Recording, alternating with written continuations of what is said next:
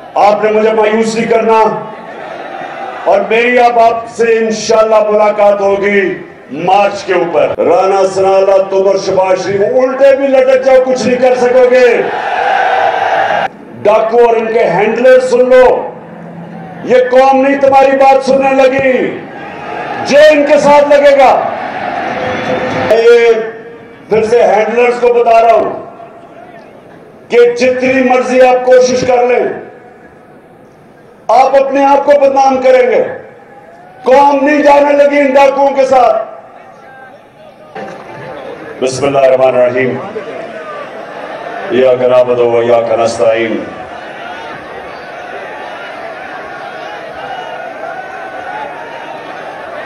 पिंडी के ओहदेदारों, आराम से बैठ जाओ, बड़ी जरूरी बात करनी है मैंने आपसे।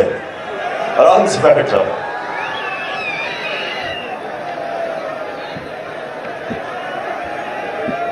देखिए पिंडी,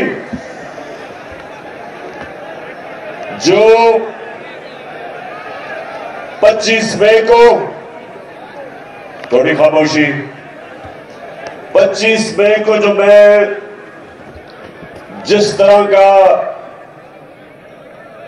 अवाम का समुंदर पिंडी से आना था वो नहीं आया।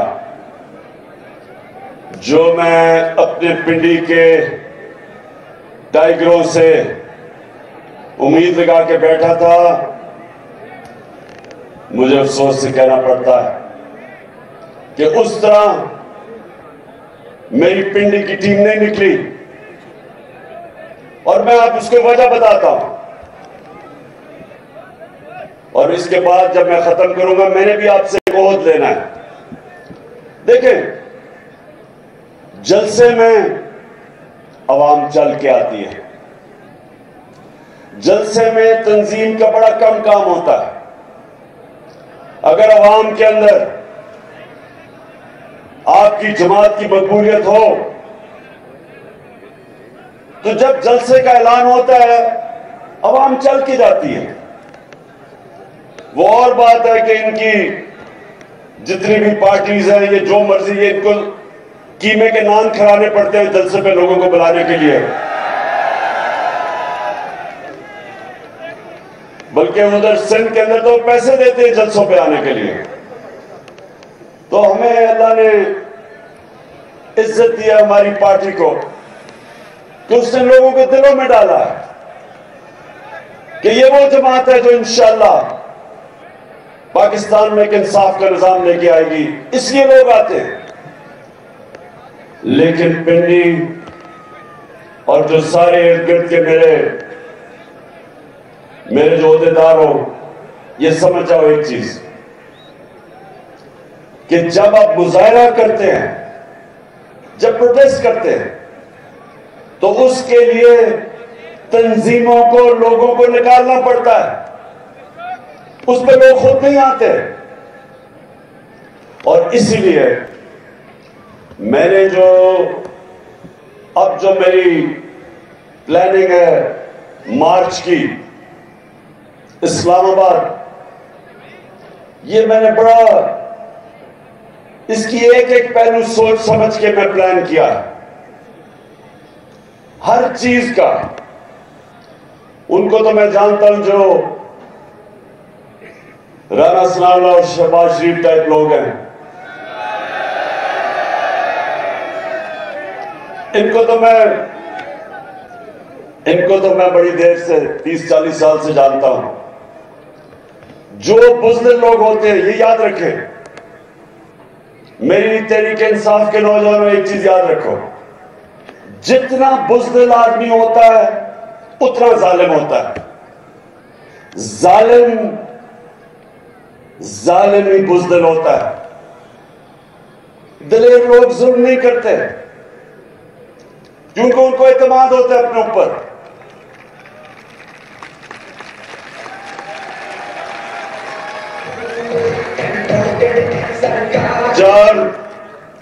चार दफा इन्होंने मेरे खिलाफ लॉन्ग मार्चेस की। मेरे 3.5 साल में 4 दफा इन्होंने लॉन्ग मार्च की। एक दफा मरियम बीबी ने कोशिश की, वो रास्ते में कि खत्म हो गई जीटी रोड पे, क्योंकि वो इसलिए खत्म होगी कि क्योंकि कीमे के नाम ही खत्म हो गए। दूसरी मार्च काम पे डालने वाली बिलावल ने की, और वो डी चौक में भी पहुंच गया, कोई कंटेनर नहीं रखा उसको रोकने के लिए, किसी के ऊपर एफआईआर नहीं की, और 2 दफा मार्च की डीजल साहब ने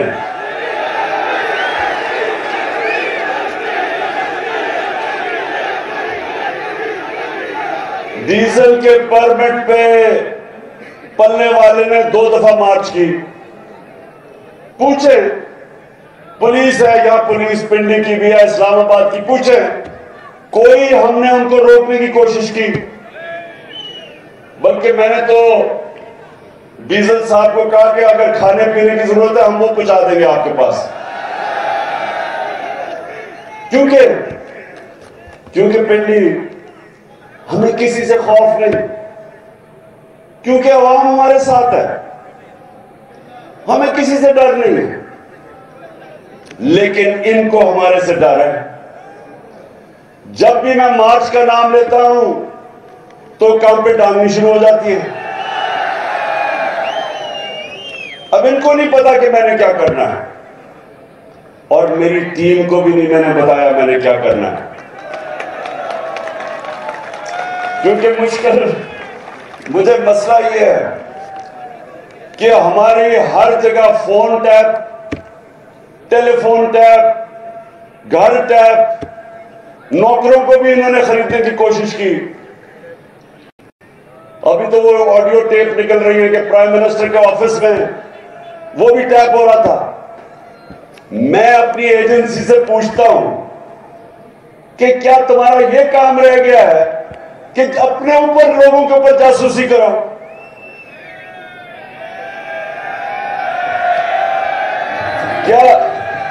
क्या आपका ये काम रह गया है कि जोड़ तोड़ करो कि किसको अब लेके आना और किसको कराना है?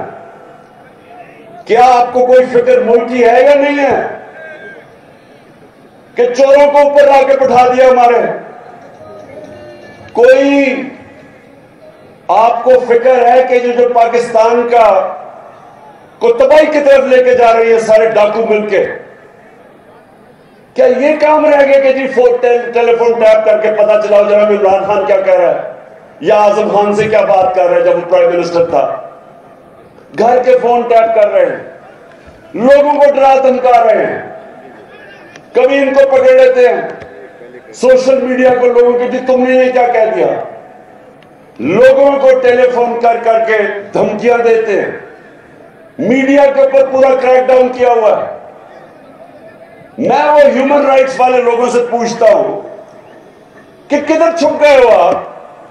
नजर नहीं आ रहा कि पाकिस्तान में आजादी राय का गला गूंगा जा रहा है? हमारे जमाने में तो शोर मच जाता था जी ओहो इमरान खान क्या कर रहा है। एक टीवी चैनल बताओ जो हमने बंद करने की कोशिश की, बताओ किसको हमने धमकी दी? यहां वो अरशद शरीफ मुल्क छोड़ के बाहर भागा हुआ है अपनी जान बचा के, उधर साबिर शाकिर वो मुल्क से बाहर बैठा हुआ है, और वो लोग जो मुहिब वतन समझे जाते हैं, बड़े बड़े अच्छे नाम, ओ इमरान रियाज को पकड़ के जेल में डाल दिया सिर्फ इसलिए कि जनाब आप इमरान खान की हिमायत कर रहे हैं। ये भी कभी हुआ पाकिस्तान में? और सिर्फ ये कोशिश कर रहे हैं कि किसी तरह हम इन चोरों को मान जाएं जो 30 साल से मुल्क को लूट रहे हैं। ये चाह रहे हैं कि हमें डरा धमका के किसी तरह इनको कबूल करवा लें। ये सुन लो, ये जो भी ये कोशिश कर रहे हो, ये चोरों डाकू और इनके हैंडलर, सुन लो, ये कौम नहीं तुम्हारी बात सुनने लगी, जो इनके साथ लगेगा। ये फिर से हैंडलर्स को बता रहा हूं, कि जितनी मर्जी आप कोशिश कर लें, आप अपने आप को बदनाम करेंगे। कौम नहीं जाने लगी इन डाकुओं के साथ। कौम इनका मुकाबला करेगी और इंशाल्लाह ये जो कप्तान का प्लान बना हुआ है मार्च का, ये मार्च,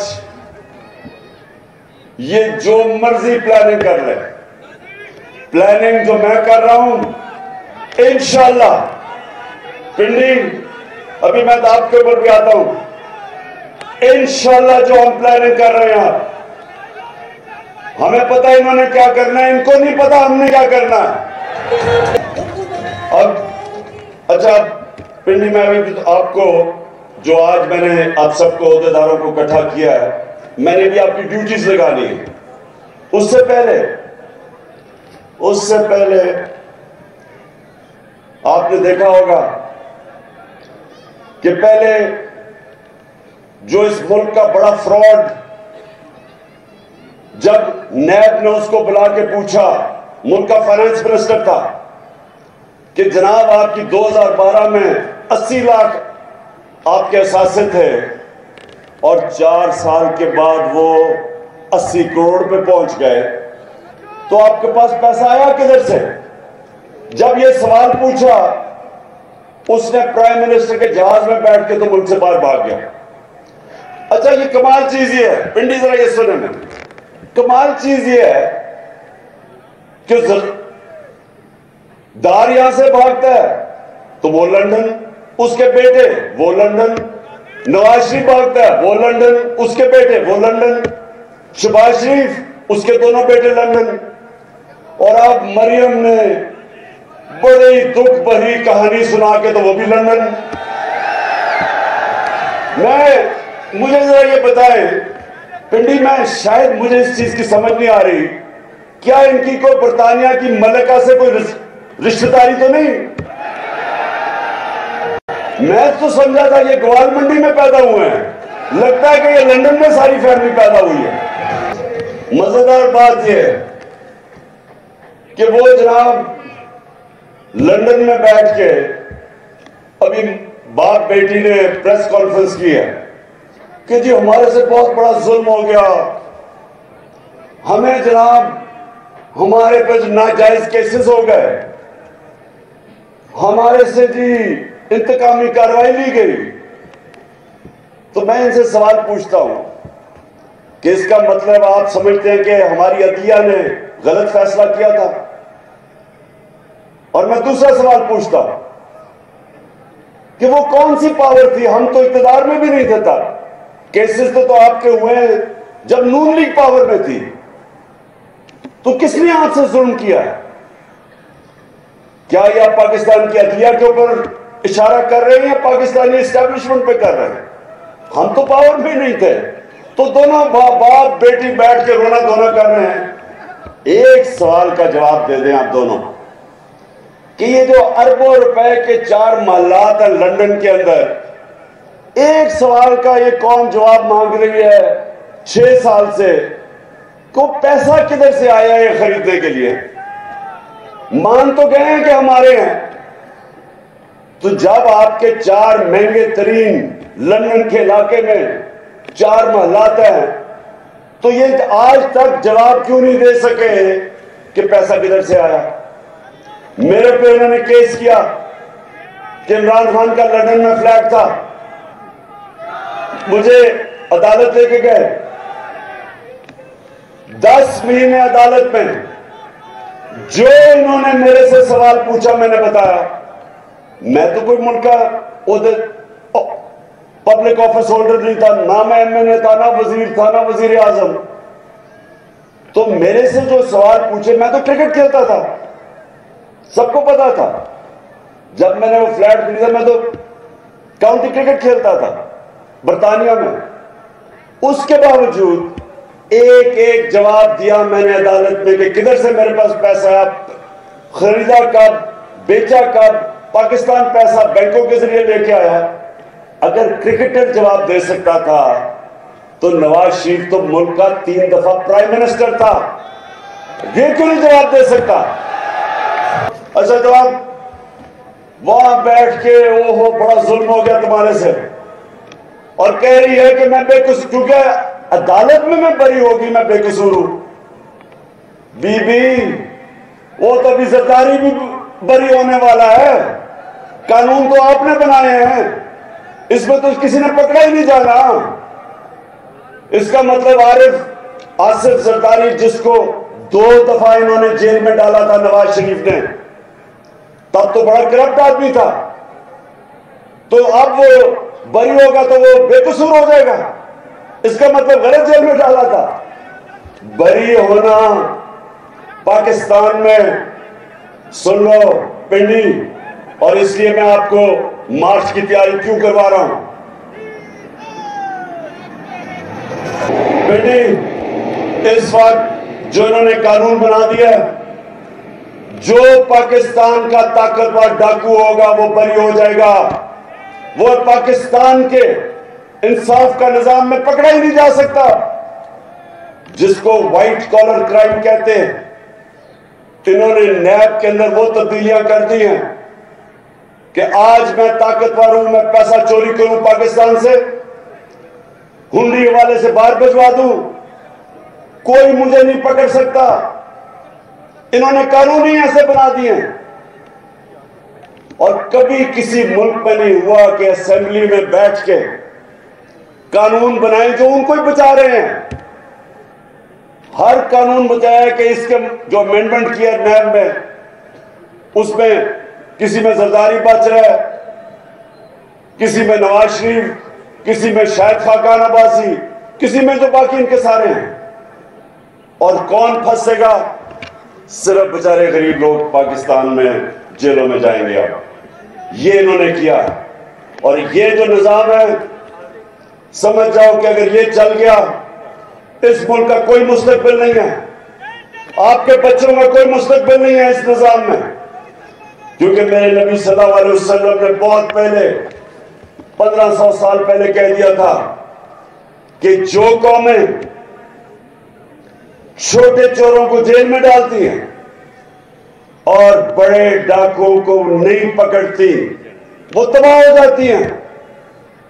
ये मेरे नबी ने 1500 साल पहले कहा था कि जो कौमें कानून नहीं कायम कर सकती, इंसाफ नहीं कर सकती, जेल जिस कौम में सिर्फ गरीब लोगों से भरे हों और ताकतवर डाकू सारे लंदन में बैठ के याशियां करें और मुल्क में वापस आए, हुकूमत करें, लूटे और फिर बार बार जाएं, उस मुल्क का कोई मुस्तकबिल नहीं है।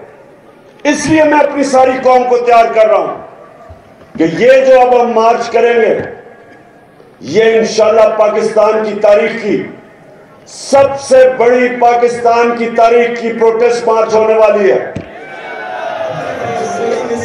ये हम अपने आईन और कानून के बीच में रहेंगे। हमारा हक है पुरअमन एहतजाज, पुरअमन एहतजाज होगा, और इंशाल्लाह ये जो इस बारी हम इस्लामाबाद की तरफ आएंगे, राना सनाला, तुम और शहबाज शरीफ उल्टे भी लटक जाओ, कुछ नहीं कर सकोगे। अच्छा, अब पिंडी, अब सब ओहदेदार हैं, अभी मैं आपसे हल्फ लूंगा, लेकिन उससे पहले मैं आपकी सारी पिंडी की क़यादत को कहना चाहता हूं कि आपने हर ओहदेदार को पैम्फलेट्स देनी है हकीकी आजादी की, और ये जो पैम्फलेट्स हैं ये आपने डोर टू डोर जाना है। आप सबने मेरे से वादा करना है कि आपने हर यूनियन काउंसिल में एक घर नहीं जो आपने नहीं छोड़ना, घरों में जाके आपने पैम्फलेट बांधनी है और आपने वहां लोगों को बताना है कि ये हम अपने मुल्क के मुस्तकबिल की पॉलिटिक्स नहीं कर रहे हैं, जहाद कर रहे हैं, मुल्क को आजाद करने की जहाद कर रहे हैं। तो आपने सबने मेरे से वादा करना है कि अब से लेके थोड़ी देर में मैं कॉल दूंगा, अब से लेकर कौम तक आपने हर रोज अपने यूनियन काउंसिल के एक घर कवर करना है, एक डोर टू डोर जाना है। और मैं अपनी ख्वातीन को भी कह रहा हूं कि आपने भी सब ने पूरा प्रोग्राम बना के कोई इलाका नहीं छोड़ना आपने। और आप हैरान होंगे, लोग आपकी इंतजार कर रहे हैं, कौम तैयार बैठी है, आपकी मुंतजर है।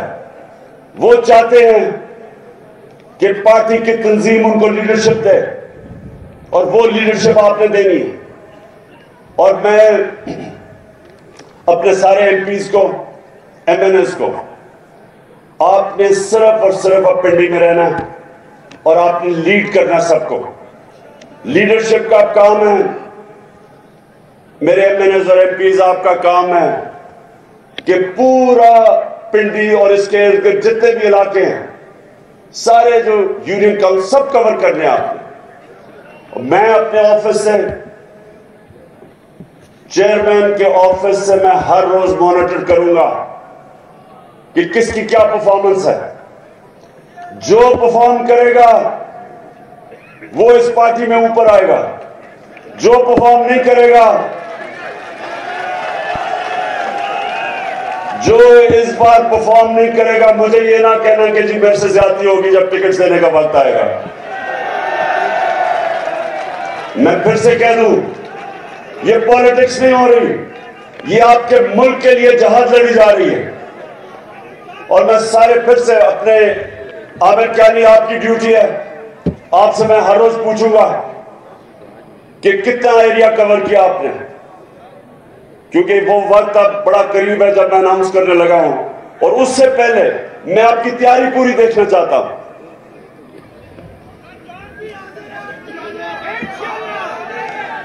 अभी तक मुझे इंशाल्लाह आपकी जानों की जरूरत नहीं पड़ेगी, आपकी मेहनत की जरूरत पड़ेगी, सबने मेहनत करनी है।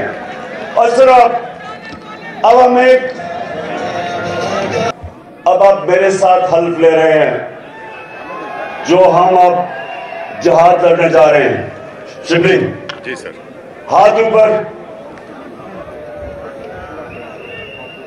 मैं अल्लाह को हाजिर नाजिर जानकर, अल्लाह को हाजिर नाजिर जानकर ये हल्फ उठाता हूँ कि मैं पाकिस्तान के आईन की हमेशा पासदारी करूंगा और ये कि मैं इस हकीकी आज़ादी के लिए अपने लीडर इमरान खान के साथ इस जहाद में उस वक्त तक खड़ा रहूंगा जब तक हकीकी आज़ादी हासिल नहीं कर लेते। अल्लाह हम सबका हामी और नासिर हो। शुक्रिया। अच्छा पिंडी, अभी आपने हल्फ लिया ऊपर वाले के सामने, आपने मुझे मायूस नहीं करना और मेरी अब आपसे इंशाल्लाह मुलाकात होगी मार्च के ऊपर। पाकिस्तान जिंदाबाद।